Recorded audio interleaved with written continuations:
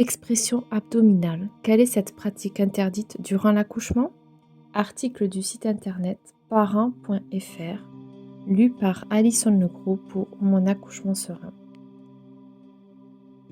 Interdite depuis 2007, l'expression abdominale est une pratique obstétricale violente et traumatisante réalisée lors d'un accouchement. Aujourd'hui encore, certaines femmes la subissent toujours et flirtent avec la mort. Qu'est-ce que c'est précisément? Pourquoi est-ce dangereux? Sonia Biche, porte-parole du collectif Stop VOG, et Caroline Combeau, sage-femme, nous répondent. Avec Sonia Biche, porte-parole du collectif Stop VOG, et Caroline Combeau, sage-femme, largement décriée en France, l'expression abdominale est un acte obstétrical qui consiste à appuyer très fortement sur le ventre de la future maman durant l'accouchement. De l'ordre de la violence obstétricale. L'expression abdominale n'a pas de véritable utilité et peut même être extrêmement dangereuse pour la patiente. Qu'est-ce que c'est? Pourquoi est-ce dangereux d'appuyer sur le ventre d'une femme enceinte lors de son accouchement? Quels sont les risques et les complications de ce geste? Selon la Haute Autorité de Santé, HAS, l'expression abdominale se réfère à l'application d'une pression sur le fond de l'utérus avec l'intention spécifique de raccourcir la durée de la deuxième phase de l'accouchement, c'est-à-dire la période allant de la dilatation complète du col à la naissance de l'enfant par les voies naturelles.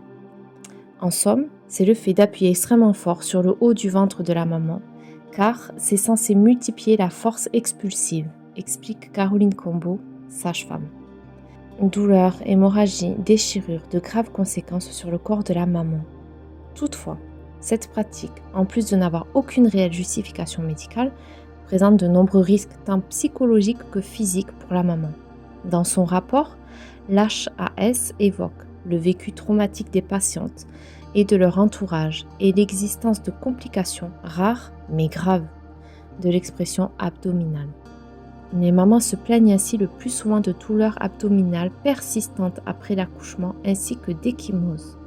Des complications plus graves mais plus rares peuvent aussi survenir comme, entre autres, des fractures des côtes, des lésions périnéales, déchirures du sphincter anal et de déchirures périnéales du 3e degré, une rupture de la rate hépatique utérine, une déchirure du pédicule lombo-ovarien.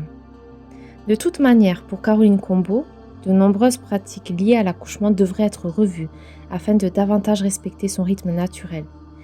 Il existe d'autres solutions. On pourrait déjà arrêter de faire pousser les futures mamans sur le dos. Une femme qu'on verticaliserait, qui serait accroupie, semi-assise ou sur un tabouret de naissance, aurait beaucoup plus de puissance pour expulser son bébé, explique-t-elle. Aussi en France, le protocole dit que l'expulsion du bébé, la deuxième phase, ne doit pas durer plus de 30 minutes. On reste bloqué là-dessus, par manque de temps ou de personnel. Alors qu'au Canada ou aux États-Unis, les femmes peuvent pousser 1 heure voire 2 heures tranquillement. C'est sans risque pour le bébé qui est de toute manière surveillé et ça pourrait éviter bien d'autres interventions potentiellement dangereuses pour la future maman, décrit la sage-femme. Pourquoi l'expression abdominale est interdite par la Haute Autorité de Santé, HAS? En janvier 2007, la Haute Autorité de Santé a condamné cette pratique dans l'une de ses recommandations de bonne pratique, estimant que les traumatismes psychologiques comme physiques, ainsi que l'absence d'indications médicalement validées, justifient amplement son abandon. Elle estime que dans les situations où il est nécessaire d'écourter la deuxième phase de l'accouchement, mieux valait une extraction instrumentale, forceps, ventouse, spatule ou une césarienne. C'était une technique très utilisée dans les années 1980-90 et très douloureuse pour les femmes, assure Caroline Combeau. Malgré ses effets délétères, l'expression abdominale était donc banale, bien que très rarement notifiée dans le dossier de la patiente. Désormais, si elle est encore pratiquée malgré les recommandations précédentes, elle doit être effectuée avec l'accord de la future maman et notifiée dans son dossier médical, en précisant le contexte, les modalités de réalisation et les difficultés éventuellement rencontrées, a précisé la HAS. Malgré tout, cette pratique n'est toujours pas officiellement et légalement interdite. Pourtant, elle révèle clairement des violences obstétricales. En 2014, l'hashtag paye ton utérus, révélait d'ailleurs les maltraitances subies par les femmes lors de leurs examens gynécologiques et obstétricaux. Les témoignages affluent, les collectifs se forment à l'image de Stop VOG qui voit le jour en 2017 sous l'impulsion de Sonia Biche, son actuelle porte-parole. Souvent, le terme de violence est mal perçu par les professionnels de santé. Mais il faut comprendre que la violence n'émane pas toujours d'une volonté consciente de nuire. Certains soignants sont convaincus de faire correctement leur travail sans se rendre compte qu'ils n'ont pas ou plus les bonnes pratiques. D'autres ne tiennent pas toujours compte du choix ou du consentement des patientes, explique-t-elle. Chaque mois, son collectif recueille environ 200 témoignages de femmes ayant subi ce type de violence et parmi eux, des expressions abdominales. On appuie sur le ventre des femmes comme si le bébé était un bouchon de champagne. C'est extrêmement violent et on sait aujourd'hui qu'il ne faut plus le faire. Mais beaucoup considèrent que tant que la maman et le bébé sont en vie, le travail est fait. Ça ne suffit pas.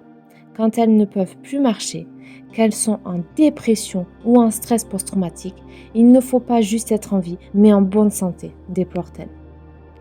L'expression abdominale est-elle encore pratiquée dans les maternités malgré son interdiction ?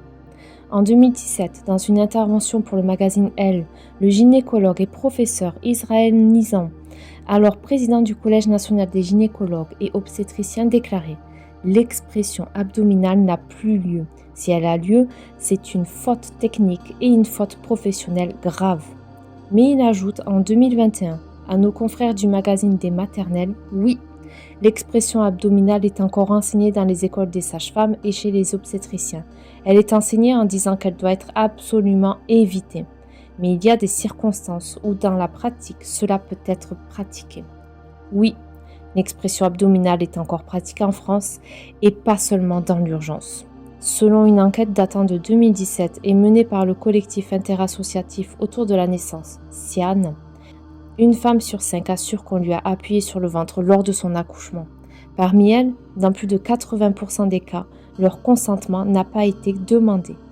De nombreuses mères nous écrivent en assurant qu'on leur a volé leur accouchement, qu'elles se sont senties dépossédées de leur corps, comme s'il était à disposition, déplore Sonia Biche. Or, depuis 2002, et la loi Kouchner, aucun acte médical ni aucun traitement ne peut être pratiqué sans le consentement libre et éclairé de la personne et ce consentement peut être retiré à tout moment. Encore aujourd'hui, les témoignages de femmes racontant avoir vécu ce type de maltraitance ne manquent pas. C'est le cas de Sylvie qui en 2013 accouche de son premier enfant.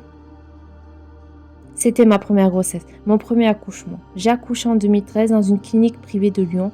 L'accouchement a été long. En salle de travail, on s'est vite rendu compte qu'en poussant, il ne se passait pas grand-chose. Puis d'un coup, je me suis retrouvée avec des coudes, puis des mains qui appuyaient très fortement sur mon ventre.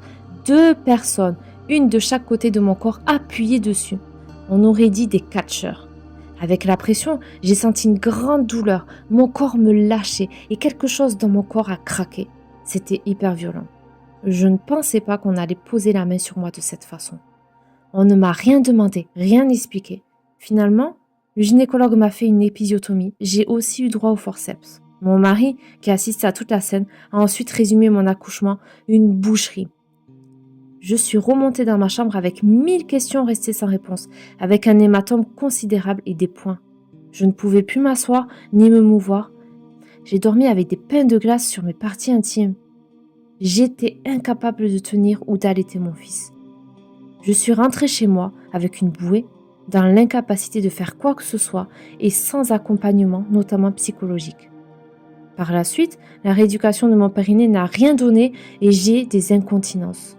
Fin d'année 2013, je vais faire une IRM car je sens que quelque chose ne va pas. J'atterris chez l'urologue et là, c'est le choc. J'ai une descente d'organes de stade 2-3, c'est-à-dire que ma vessie dépasse presque l'orifice de ma vulve, idem pour le rectum. Aujourd'hui, mon fils a presque 10 ans, il va bien, même s'il a régulièrement de très grosses douleurs à la nuque. Moi, je suis en récidive de descente d'organes. Mon corps aujourd'hui est complètement détruit. J'ai saisi la justice pour être reconnue victime, mais tous mes dossiers sont rejetés. Même si tous les soignants ont admis devant moi que mes séquelles étaient dues à l'accouchement, aucune des expertises n'indique qu'on a pratiqué une expression abdominale durant mon accouchement. Tous estiment qu'un accouchement peut naturellement, à de très faibles pourcentages, engendrer des problématiques comme les miennes. À aucun moment, la responsabilité des médecins n'a été prise en compte. Mais je me bats pour les autres femmes, pour que l'expression abdominale ne soit réellement plus pratiquée.